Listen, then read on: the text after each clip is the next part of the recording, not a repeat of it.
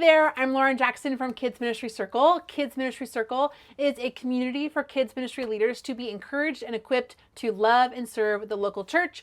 We do that through seasonal cohorts, coaching opportunities, places like YouTube, like this, our Instagram, and lots of other resources. Now, I am so pumped about this video because we are going to talk about the 4 ways that you can improve your large group teaching. Now, I love large group teaching. I love it so much. It's my favorite thing. It's the way that I serve at our kids ministry in church. And I often tell people that you can put me in a room of 400 kids and I would gladly take that over a room of 400 adults. There is nothing like the energy and excitement that a room full of kids brings. And who doesn't love teaching the gospel and sharing God's word to a room of kids? It's the best. This video is perfect for kids ministry leaders and kids ministry volunteers to watch and learn ways to improve their large group teaching. So don't forget to share this video with your team members so everyone can improve, and there's always room for growth in any area that we serve in. Now, for many, kids ministry staff and leaders included, getting up in front of kids is terrifying. It is intimidating. Kids are hard sometimes. Whether you're in a room of preschool or elementary kids, kids are they're difficult to teach to on some Sundays, right? It's hard to keep their attention. It's hard to explain big theological concepts in kid-friendly language. And they interrupt you with the wildest stories that probably have nothing to do with what you're saying at the moment. But it's still fun. And there are ways that we can teach them that hit age appropriate, developmentally, and just make it fun and exciting so that they're continuing to be engaged. So here are 4 ways that you can improve your large group teaching skills. The first one is put down the paper. I'm telling you, this is so easy to do, but when you or your volunteers get up in front of a room and hold the paper in front of their face, you've lost the kids. They're gone, I'm telling you, and it's so hard to get them back. So really prepare ahead of time and know what you are going to say. It is okay to reference your paper or your teaching material every once in a while, but if you can have it memorized, do it.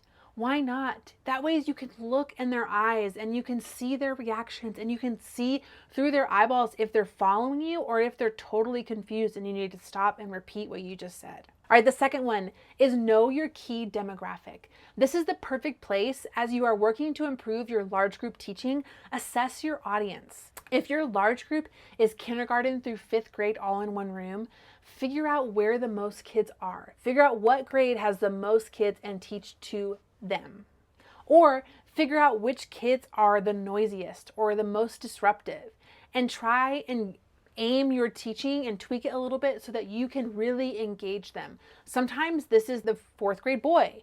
Sometimes people teach that 4th grade boy so that they're less disruptive. But if you have a ton of kindergartners, teach to them.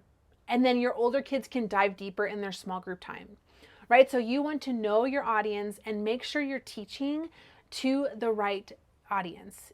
A really practical way that you can teach to your younger kids is teach like you're teaching in preschool. So with our younger kids, we tend to move a little bit more, and I like to take breaks and say, okay, now time to get up and wiggle your fingers and wiggle your toes and stick out your tongue and do something silly so that they can move their body and get ready to sit back down and have their ears on. There's no rule book telling you that the kids have to stay seated in their chair the whole time. You can mix it up. You could do something fun. You can stand up and sit down and stand up and sit down and engage their bodies, and that will help them engage their minds. Number 3, this can be a hard one, but stay on track and stick to one point. What is the one thing you want kids walking out of that room knowing? Do you know it? Is it a big idea, a foundational truth, a Bible verse, whatever it may be? You stick to that one point. Now, we've all had large group teachers, myself included, where we kind of just get off and get on this bunny trail and you're like, I don't know where I'm going, but I'm just going to keep talking because I need to fill some time, right? That's not a good idea. You want your volunteers to stay on track, which means they need to either stay on script or remember that main point. Because most times elementary kids can't remember 2 or 3 big ideas. You want there to be one big idea, even one big idea for the month, or maybe one big idea per week that they are hearing over and over and over and over again. So that you need your large group teaching to pair with your small group teaching so that they work together, not against each other. The fourth and final piece is don't be afraid to think outside the box, use props, use object lessons, because kids' imaginations are way bigger than we can even imagine.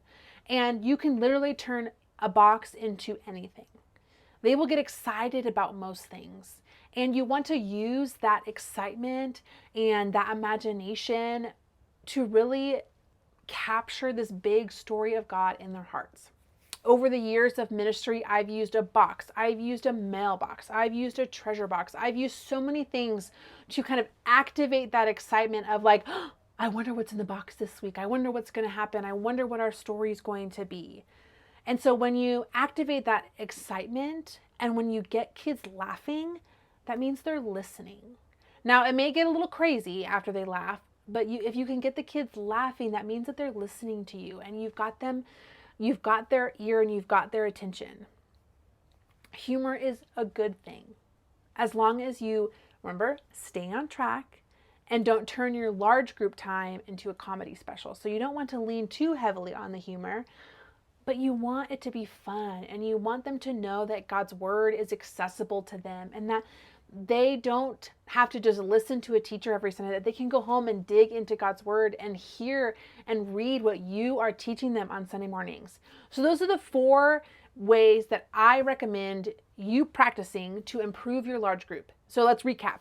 We've got put the paper down, right? Look those kids in the eyeballs and really make that connection to the kids in your classroom. Don't hide behind a piece of paper.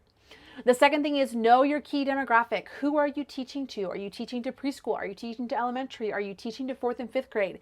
That changes how and for how long you teach. The third thing is stay on track and stick to one main point. What is that one thing you want them walking out remembering?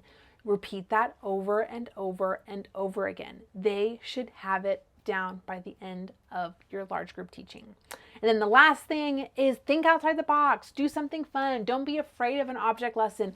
Pinterest is full of kids ministry object lessons that you can use on Sunday morning. A lot of times your kids curriculum has it in there. Just use it, but make sure you practice it beforehand, but use it because it is valuable to that teaching time, and especially those learners who learn in a variety of styles. Okay, the last thing I would say about teaching large group is that it takes practice. So if you are watching this and you feel discouraged and you feel like your kids aren't listening to you and you don't feel like they're learning anything, don't be discouraged. It takes practice. I've been teaching in front of kids for probably 15 years.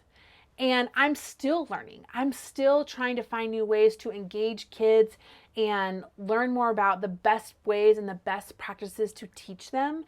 And so practice to your own family, practice to your friends, invite them over and buy them some sweet treats and say, hey, I'm going to practice my large group teaching for Sunday.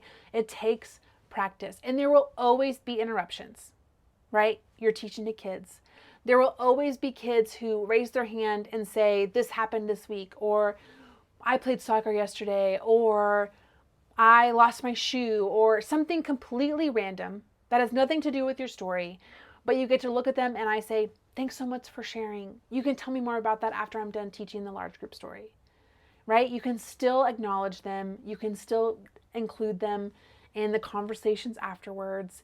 And so don't forget, it takes practice. All right, I hope this video was helpful for you so you can either learn something for yourself or you can pass it along to your large group teaching team and hopefully they can learn something and they can work together to improve your large group environment for your kids. If you would like to learn more about Kids Ministry Circle, head over to kidsministrycircle.com to check out how to get involved in our cohorts, coaching, and find more resources for your ministry. Don't forget to like and subscribe to our YouTube channel so that you can get these great videos sent right to you as soon as they launch. All right, friends, we'll see you next time.